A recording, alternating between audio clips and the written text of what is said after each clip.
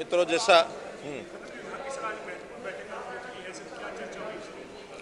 मित्रों जैसा मैंने बजट सेशन में घोषणा की थी कि हर क्षेत्र में बहुत विवाद पिछले सालों से लटके हुए हैं।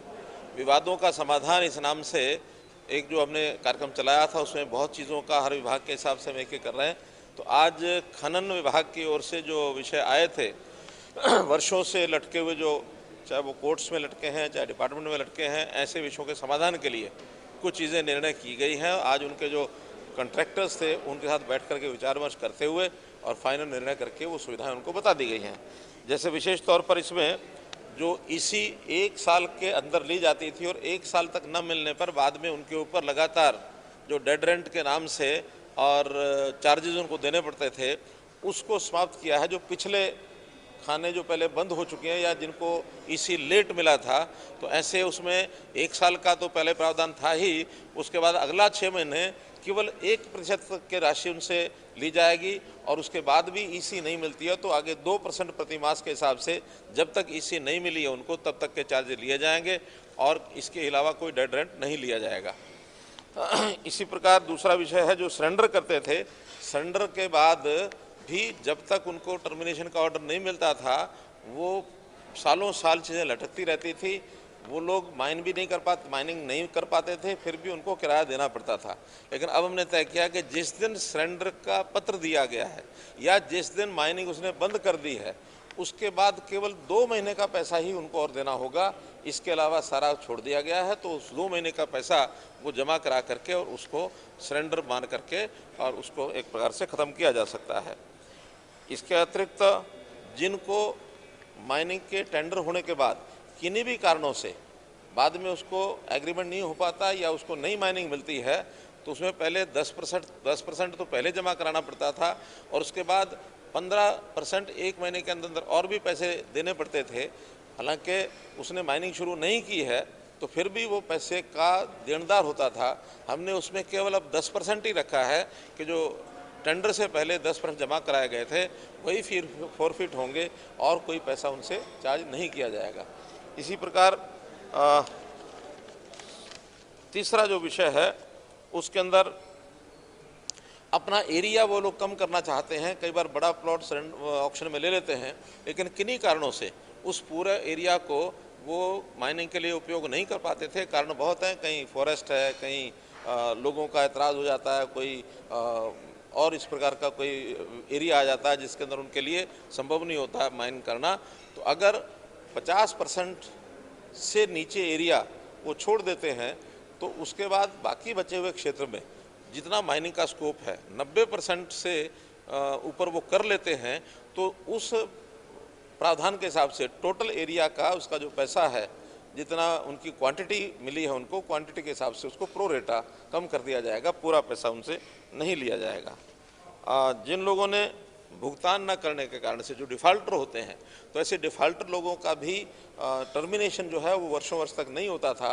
अभी ये तय किया कि जैसे ही डिफ़ाल्टर हुआ है तो 1 महीने के अंदर 1 महीने के बाद उसको टर्मिनेशन का एक नोटिस दिया जाएगा, सस्पेंड किया जाएगा और टर्मिनेशन का नोटिस दिया जाएगा। उसके 3 महीने के अंदर वो चालू कर सकता है तो कर लेगा, और नहीं तो मैक्सिमम 3 महीने का पैसा ही उससे लिया जाएगा। उसके बाद उसको ऑटोमेटिकली टर्मिनेटेड मान लिया जाएगा। यानी कई बार डिपार्टमेंट की ओर से टर्मिनेशन का ऑर्डर नहीं दिया जाता था, उनको परेशान होना पड़ता था और वर्षों तक ये मामले लटके रहते थे और करोड़ों रुपए का लेन देन उसमें एक दूसरे की तरफ क्लेम करते थे, कोर्ट में केसेस जाते थे। लेकिन अब हमने मैक्सिमम 3 महीने की लिमिट रखी है कि 3 महीने बाद ऑटोमेटिकली वो जो है टर्मिनेट हो जाएगा।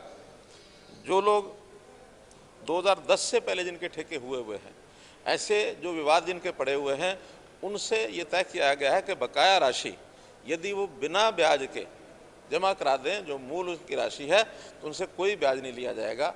और अगर 2010 के बाद के कोई विवाद हैं और अभी तक भी वो चल रहे हैं, ऐसे विवादों को निपटारा करने के लिए उनसे केवल 50% जो ब्याज है वही लिया जाएगा, इससे ज़्यादा ब्याज उनसे नहीं लिया जाएगा।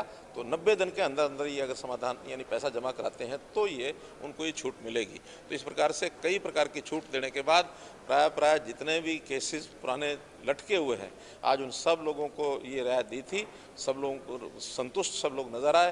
तो इस नाते से उनको भी परेशानी से बच जाएंगे, कोर्ट से केसेस भी वापस हो जाएंगे और डिपार्टमेंट को भी कुछ रिकवरी उससे हो जाएगी। पुराने विवाद सब खत्म। आगे के लिए हमने पॉलिसीज़ का सरलीकरण भी किया है, वो पहले से हमने पॉलिसी बना के उनको दे दी है।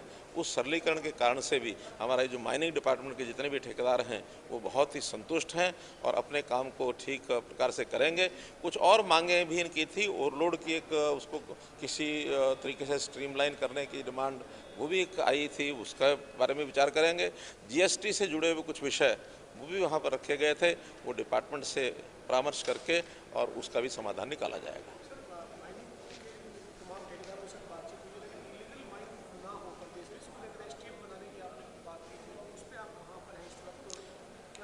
देखिए वो हमारा पुलिस विभाग की ओर से एक हमने टीम बनाई है।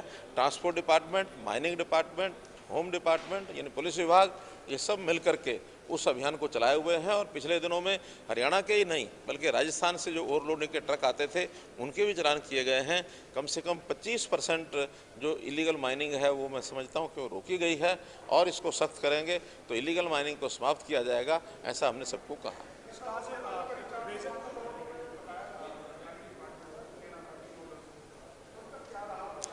मैंने बताया उन्हीं में आज जो जितनी भी योजनाएं विवादों के समाधान में उनको जो रियायतें दी गई हैं, उन रियायतों को देने के बाद जितना ज़्यादा लाभ सब ले पाएंगे, उसके बाद जितना पैसा उनको जमा कराना हो जमा कराएंगे। और मैं समझता हूँ इसमें से कुछ ना कुछ पैसा जमा करा के और इस मामले सॉल्व हो जाएंगे, सुलटा दिए जाएंगे।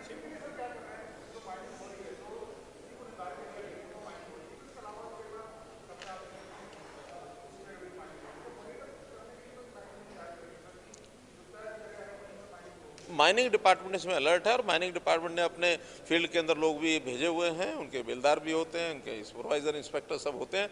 तो सब लोग अपने अपने एरिया में जिस किसी को कठिनाई आती है उसकी डिमार्केशन करा दी जाती है और डिमार्केशन के बाद वहाँ पिलर गाड़े जाते हैं। पिलर गाड़ करके अपने अपने एरिया में सब माइनिंग करें। उसके बाहर इलीगल माइनिंग जो करता है उसके ऊपर सख्त जुर्माना पहले भी किया जाता है, आगे भी किया जाएगा।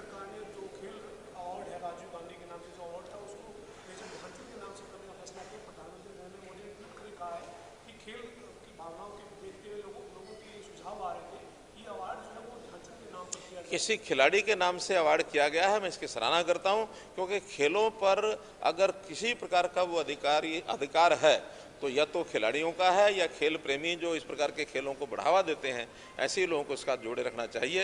ये बहुत आवश्यक है। बिना खिलाड़ी के या बिना खेल प्रेमी के अगर वैसे ही खेल के क्षेत्र में दूसरे लोग घुसते रहेंगे, वो अच्छा नहीं है। धन्यवाद।